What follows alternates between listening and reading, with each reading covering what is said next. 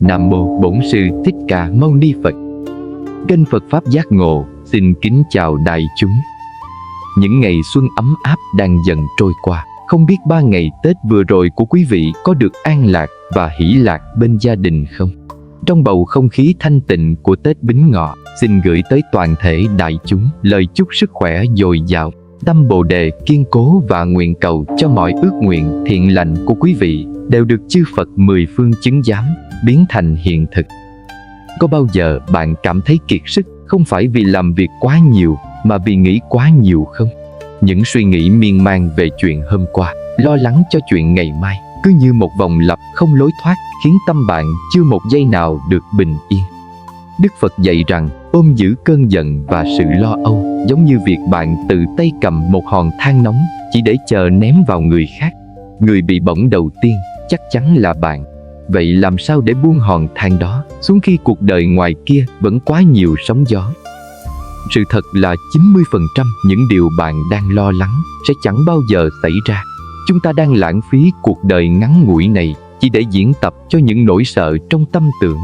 Nếu bạn đang thấy lòng mình dậy sóng, video này là dành cho bạn.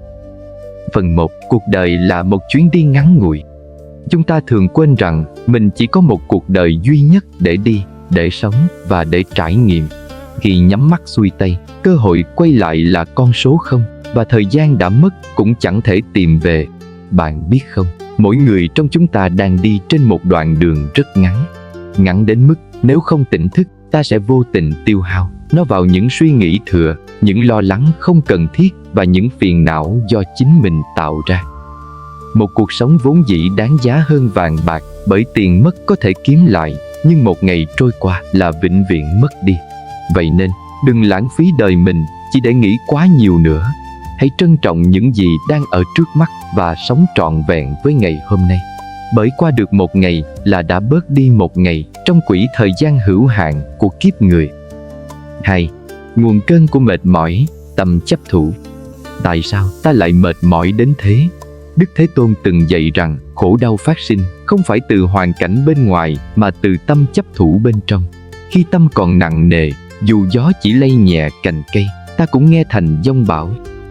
Đời người vốn không thiếu những việc bất như ý, kẻ nhìn ta không thuận mắt, người nói lời chẳng dễ nghe. Nếu để tâm quá nhiều, mỗi lời nói sẽ trở thành mũi dao, mỗi ánh nhìn sẽ khiến lòng ta bất an. Nhưng nếu biết nhìn nhẹ đi, xem mọi trắc trở như những gờ đá trên đường, ta sẽ hiểu rằng đi đường dài không tránh khỏi gành thác. Thất bại, nếu biết cúi đầu nhìn lại, sẽ trở thành bài học quý giá. 3. Tu tâm, buông bỏ hòn than nóng. Nhiều người nghĩ rằng chỉ cần ăn chay, tụng kinh là đủ an vui. Nhưng cốt lõi của tu tập nằm ở chỗ tu tâm. Nếu miệng niệm Phật mà lòng đầy sân hận, thì khổ vẫn hoàn khổ. Suy nghĩ quá nhiều sẽ sinh lo sinh phiền, và oán hận sẽ quay lại thiêu đốt chính mình trước tiên.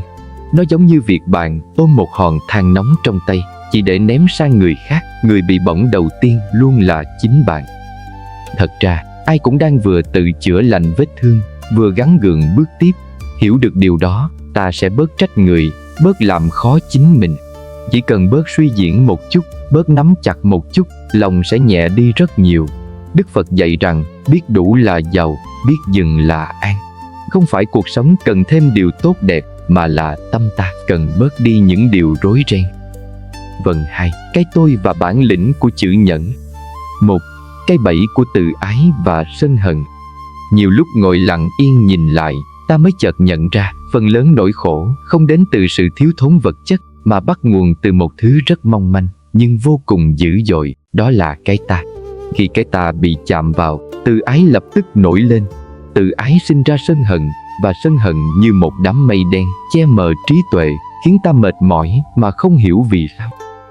Đức Thế Tôn dạy rằng sân hận giống như ngọn lửa, nó thiêu đốt chính người ôm giữ nó trước khi chạm đến kẻ khác. Trong gia đình, nhiều cuộc tình tan vỡ không phải vì nghèo khó, mà vì mỗi người đều giữ chặt cái tôi, không ai chịu nhường bước. Vì tự ái, ta chọn cãi cho bằng được để thắng một câu nói, nhưng lại thua cả một mối quan hệ, thua cả những tháng ngày bình yên lẽ ra đã có thể đi cùng nhau. Lời nói lúc nóng giận như mũi tên đã bắn đi vết thương, để lại có khi cả đời không lành. cãi để thắng, suy cho cùng chỉ là một cái bẫy tinh vi của bản ngã để xoa dịu sự tổn thương nhất thời, nhưng cái giá phải trả lại là sự trống rỗng và cô đơn về sau. 2. Câu chuyện minh họa, chiếc bát vỡ và bài học tỉnh thức 200 chữ. Để hiểu rõ hơn về việc cái tôi điều khiển chúng ta thế nào, hãy nhớ về câu chuyện của một vị đệ tử trẻ. Anh ta có một chiếc bát quý và vô cùng trân trọng nó. Một ngày nọ, một người đạo hữu vô ý làm rơi vỡ chiếc bát ấy. Nhìn những mảnh sành dưới đất, vị đệ tử không chỉ tiếc của mà lòng dâng lên cơn thịnh nộ dữ dội. Anh không nói rằng mình buồn vì mất bát, mà quát lên rằng mình bị coi thường, bị xem nhẹ. Từ một chuyện nhỏ, anh đã đánh mất sự hòa hợp với huynh đệ mình. Khi sự việc đến tai Đức Phật, Ngài chỉ nhẹ nhàng hỏi: "Con đau vì chiếc bát vỡ hay vì điều gì khác?" Vị đệ tử im lặng rồi bật khóc. Anh nhận ra cái làm mình đau không phải là chiếc bát, mà là tự ái bị tổn thương. Chiếc bát chỉ là cái cớ, còn cái tôi quá lớn mới là ngòi nổ. Câu chuyện nhắc nhở chúng ta rằng nhẫn không phải là yếu đuối, không phải là nhục nhã, chùi qua háng như Hàn Tín năm xưa vì sợ hãi, mà nhẫn là sự thấu hiểu. Nhẫn là biết dừng lại trước khi sân hận bùng lên, biết buông cái ta xuống để giữ lấy cái tình. Người biết nhẫn là người đủ mạnh để không bị bản ngã điều khiển. Phần 3. Sống như đất trời, bí quyết tự tại. 1. Bài học từ đất, nước, lửa và gió. Khi tâm ta mệt mỏi vì dính mắc, hãy nhìn vào 4 yếu tố căn bản của vạn vật để học cách vận hành của một tâm hồn tự tại. Hãy học cách của đất, đất vững vàng và bao dung. Dù người ta đổ lên đất hương hoa hay rác rưởi, đất vẫn lặng lẽ nhận lấy mà không hề phản ứng hay so đo. Nếu tâm ta dày như đất, những lời khen chê sẽ chỉ như bụi bẩn rơi xuống rồi nằm yên đó, chẳng thể làm ta dao động. Hãy học cách của nước, nước làm sạch mọi vết bùn dơ rồi lặng lẽ trôi đi, không giữ lại chút cặn bẩn nào của ký ức. Tâm bớt nghĩ nhiều không phải vì đời ít chuyện, mà vì ta biết rửa và buông như nước. Rồi hãy nhìn đến lửa và gió. Lửa dứt khoát thiêu rụi những gì không còn phù hợp, không luyến lưu. Gió đi khắp thế gian, mang theo cả hương thơm lẫn mùi khó chịu, nhưng chẳng bao giờ dừng lại để nắm giữ một điều gì. Khi quán chiếu 4 yếu tố này, ta nhận ra rằng suy nghĩ nhiều là vì ta chưa chịu buông, chưa tin rằng mình có thể sống nhẹ nhàng hơn. Hạnh phúc không phải là có mọi thứ, mà là tâm không còn bị mọi biến động của cuộc đời kéo đi. 2. Người quét chùa và khoảng lặng tâm linh. Có một câu chuyện kể về người quét sân chùa mỗi ngày. Dù bị người qua đường mắng nhiếc hay coi thường vì vẻ chậm chạp, ông vẫn cúi đầu mỉm cười. Khi được hỏi vì sao không giận, ông nhẹ nhàng đáp: đất nhận rác nhưng đất không bẩn. Câu nói ấy là tận cùng của sự tu tập. Đất không cần thanh minh, không cần chứng minh mình sạch, đất chỉ là đất. Khi tâm ta còn cần người khác hiểu mình, còn cần sự công nhận, nghĩa là ta vẫn còn dính mắc. Bây giờ, hãy cho mình một khoảng lặng, nhắm mắt lại, hít một hơi thật sâu.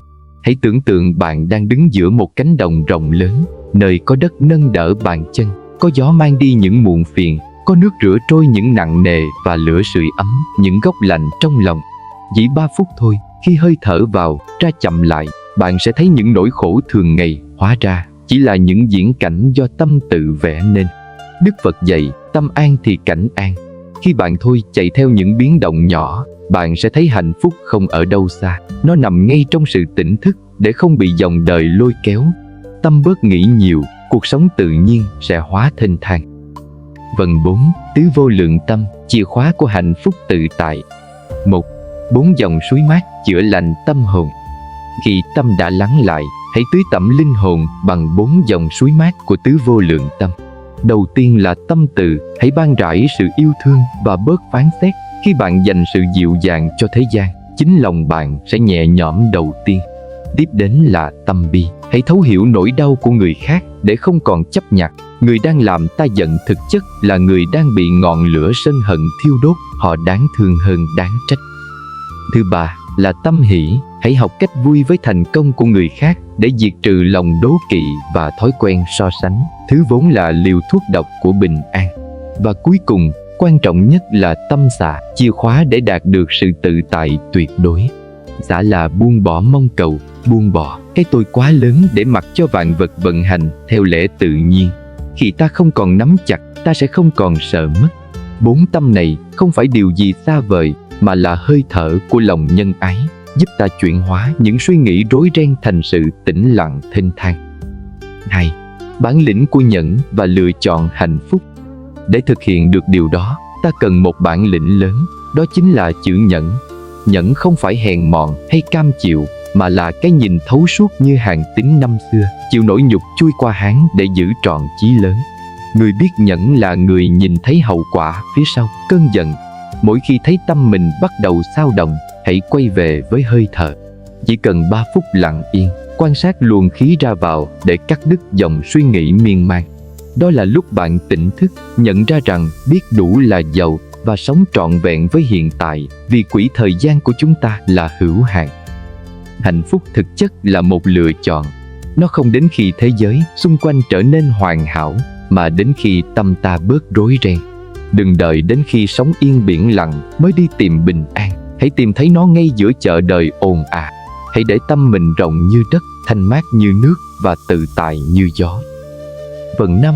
Sức mạnh của tỉnh thức và bản lĩnh chữ nhẫn. 1. Nhẫn là bản lĩnh, không phải cam chịu. Nhiều người trong chúng ta thường hiểu lầm rằng nhẫn là yếu đuối, là cúi đầu để người khác lấn lướt. Nhưng thực ra, nhẫn chính là sức mạnh nội tâm cao nhất của người có trí tuệ. Nhẫn không phải là nhục nhã, mà là sự thấu suốt. Bạn nhìn thấy cơn giận trước mắt, nhưng cũng thấy cả hậu quả đổ vỡ phía sau. Người không nhẫn được là người bị cảm xúc điều khiển, còn người biết nhẫn là người làm chủ được chính mình. Khi tâm ta bắt đầu xao động bởi một lời chỉ trích hay một sự bất công, thay vì đáp trả ngay lập tức bằng sự nóng giận, hãy chọn cách quay về với hơi thở. Chỉ cần 3 phút lặng yên, quan sát luồng khí vào, ra, bạn sẽ tự tay cắt đứt dòng suy nghĩ miên man đang kéo mình vào hố sâu phiền não. Đây chính là giây phút của tỉnh thức. Khi bạn tỉnh thức, bạn nhận ra rằng biết đủ là giàu. Chúng ta thường khổ vì muốn thêm, nhưng lại quên mất rằng hạnh phúc thực sự đến từ việc bớt đi những mong cầu không cần thiết. Chấp nhận thực tại, sống trọn vẹn với ngày hôm nay chính là cách duy nhất để không lãng phí quỹ thời gian hữu hạn của kiếp người. 2. Minh họa, chuyện Hàn Tín và bài học lùi một bước, tiến vạn dặm, 200 chữ. Để hiểu về bản lĩnh của chữ nhẫn, hãy nhìn lại câu chuyện về Hàn Tín thời trẻ. Giữa chợ đông người, ông bị một kẻ vô danh sỉ nhục, bắt phải chọn hoặc rút gươm giết hắn rồi đền mạng, hoặc phải chui qua háng hắn để được đi tiếp. Trong khoảnh khắc ấy, danh dự của một đấng nam nhi bị chà đạp tận cùng. Nếu là người thường, có lẽ đã rút gươm để thỏa cơn giận nhất thời. Nhưng Hàn Tín đã chọn nhẫn. Ông lầm lũi chui qua háng kẻ kia trong tiếng cười nhạo của thế gian. Hành động ấy không phải vì ông hèn nhát, mà vì ông nhìn thấy một con đường dài hơn. Nếu đánh trả, ông có thể thắng một cuộc cãi vã, nhưng mất đi cả tương lai. Sau này, khi trở thành đại tướng danh tiếng lẫy lừng, người ta mới hiểu rằng cái cúi đầu năm ấy chính là cái cúi đầu của một bậc đại trí. Trong đời sống hàng ngày của chúng ta cũng vậy, có những lúc lùi một bước không phải là thua, mà là để bảo vệ sự bình an trong tâm hồn. Nhẫn một lần để sống yên biển lặng, nhìn một chút để trí tuệ hồi sinh. Khi bạn không còn bị thôi thúc phải thắng thua trong mọi câu nói, bạn đã thực sự chiến thắng chính bản thân mình, chiến thắng hiển hách nhất của một đời người. Chào bạn, mình đã đọc kỹ nội dung phần tiếp theo mà bạn gửi. Đây là một đoạn rất cảm động về nhẫn trong gia đình, nơi mà tình thương vừa là sự gắn kết, vừa là nguồn cơn của những kỳ vọng và tổn thương sâu sắc. Dưới đây là dàn ý phần 6 để nối tiếp 5 phần trước, giúp kịch bản của bạn có một cái kết nhân văn và gần gũi nhất. Phần 6. Nhẫn trong gia đình, nơi tu tập khó nhất thế gian. 1. Gia đình, ngôi chùa khó tu nhất. Có một nơi ta bước vào không cần xin phép, nhưng rời đi chẳng hề dễ dàng, đó chính là gia đình. Nhiều người có thể nhẫn nhịn với người ngoài, lịch sự với đồng nghiệp, nhưng lại dễ dàng buông lời sát thương với những người thân yêu nhất. Tại sao vậy? Bởi vì ở gia đình, yêu thương quá nhiều thường đi kèm với kỳ vọng quá lớn. Ta mặc định người thân phải hiểu mình, phải theo ý mình, để rồi khi thực tế không như mong đợi, tâm ta dậy sóng, nghĩ ngợi và oán trách. Nhẫn trong gia đình không phải là sự cam chịu, mà là sự thấu hiểu sâu sắc về mối nhân duyên. Cha mẹ nhận trước sự bồng bột của con cái nhận trước những lời cằn nhằn của cha mẹ già. Đó không phải là thua thiệt, mà là cách ta bảo vệ tổ ấm trước những cơn bão của cái tôi cá nhân. Khi ta bớt nghĩ rằng mình có quyền áp đặt người khác, bớt soi xét những lỗi lầm nhỏ nhặt, ta sẽ thấy rằng nhà không chỉ là nơi để về, mà còn là nơi để ta học cách bao dung và nuôi dưỡng sự an nhiên ngay giữa những va chạm đời thường. 2. Minh họa và thực hành hơi thở hòa giải dưới mái hiên nhà. Hãy tưởng tượng một buổi chiều khi không khí gia đình trở nên căng thẳng vì một sự bất đồng quan điểm. Thay vì tranh cãi để chứng minh mình đúng, bạn hãy chọn cách im lặng và quay về với hơi thở. Hãy nhớ lại hình ảnh cha mẹ đã từng thức trắng đêm khi bạn ốm, hay những hy sinh thầm lặng của bạn đời. Khi lòng biết ơn trỗi dậy, cái tôi tự ái sẽ tự khắc bé lại. Nhẫn một câu nói để giữ lấy một nụ cười, nhường một bước để giữ lấy một mái ấm. Thực hành xả ngay trong bàn cơm, trong câu chuyện hàng ngày, bằng cách không nhắc lại chuyện cũ, không mỉa mai lỗi lầm đã qua. Hãy thầm nguyện trong lòng, mong cho người thân của tôi được bình an, mong cho chính tôi đủ vững chãi để yêu thương mà không ràng buộc. Khi bạn thay đổi cách phản ứng, năng lượng trong gia đình cũng sẽ thay đổi theo. Hạnh phúc gia đình không nằm ở chỗ không bao giờ có sóng gió, mà nằm ở chỗ sau mỗi cơn bão, mọi người vẫn chọn ngồi lại bên nhau, nhìn nhau bằng đôi mắt cảm thông và buông bỏ những suy nghĩ nặng nề. Đó chính là đỉnh cao của sự tu tập giữa đời thường. Chào bạn, đây là phần 7 của kịch bản, dựa trên nội dung so sánh giữa nỗi khổ của người xưa và người nay, cùng với triết lý về mũi tên thứ hai. Phần này sẽ giúp người xem tỉnh thức về việc chúng ta đang tự làm khổ mình trong xã hội hiện đại như thế nào. Phần 7. Người xưa nhẫn để sống, người nay nhẫn để an. 1. Sự mong manh của tâm hồn hiện đại. Có bao giờ ta tự hỏi tại sao con người ngày nay đầy đủ tiện nghi hơn, an toàn hơn, nhưng lại dễ mệt mỏi và tổn thương hơn người xưa? Người xưa đi qua đói rét, chiến tranh, đối diện với sinh tử mỗi ngày mà lòng vẫn đủ chỗ cho sự nhẫn nhịn. Còn ta ngày nay, chỉ một lời bình luận vô danh, một ánh nhìn không vừa ý cũng đủ để ta mất ngủ triền miên. Người xưa đói là cái đói thật, rét là cái rét thấu xương. Nhưng nỗi khổ ấy sẽ qua khi có hạt cơm, khi mặt trời lên. Còn người nay, nỗi khổ nằm ở sự suy diễn. Ta ôm lấy một câu nói chạm đến cái tôi, rồi đem về nhai đi nhai lại. Mỗi ngày lại chạm vào vết thương ấy một chút để tự hỏi vì sao mình khổ. Thật ra, hoàn cảnh chỉ là cái cớ, tâm mới là nơi quyết định ta khổ bao lâu. Người xưa nhẫn để sống sót qua nghịch cảnh, còn người nay cần học nhẫn để thoát khỏi nhà tù vô hình do chính tâm mình dựng nên. Khi ta hiểu rằng giữ hận thù không giúp ta sống tốt hơn, ta sẽ học được cách đặt xuống để tự thương lấy mình. 2.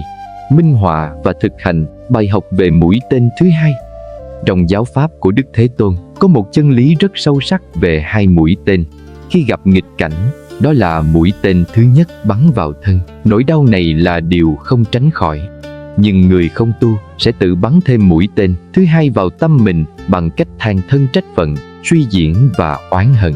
Người xưa bị cái đói hành hạ, đó là mũi tên thứ nhất, nhưng họ không để tâm mình gục ngã. Người này bị một lời chê bai, vốn chỉ như mũi kim nhỏ, nhưng lại tự tay phóng vào lòng mình hàng trăm mũi tên khác bằng cách nghĩ đi nghĩ lại suốt đêm dài. Hãy thực hành dừng lại trước khi mũi tên thứ hai kịp bắn đi. Khi một cảm xúc khó chịu khởi lên, hãy biết đó là cảm xúc, không cần phán xét, không cần vội vàng kết luận. Thiền định giữa đời thường đơn giản là thấy một ý nghĩ bừa sinh khởi và không chạy theo nó. Một câu nói đến rồi sẽ đi, nếu ta không giữ. Một bình luận xuất hiện rồi sẽ trôi, nếu ta không bám. Đừng để tâm mình thành bãi chiến trường của những ký ức cũ. Hãy tự hỏi, nỗi khổ này có đáng để đánh đổi sự bình an của mình không? Nếu câu trả lời là không, hãy mỉm cười và buông tay. Khi tâm bớt nghĩ nhiều, bạn sẽ thấy hạnh phúc chưa từng ở đâu xa. Nó nằm ngay khoảnh khắc bạn thôi, tự làm khổ chính mình. Vâng, gia đình và xã hội, nơi thử thách bản lĩnh của tâm. 1. Hiếu và nhẫn dưới mái ấm gia đình.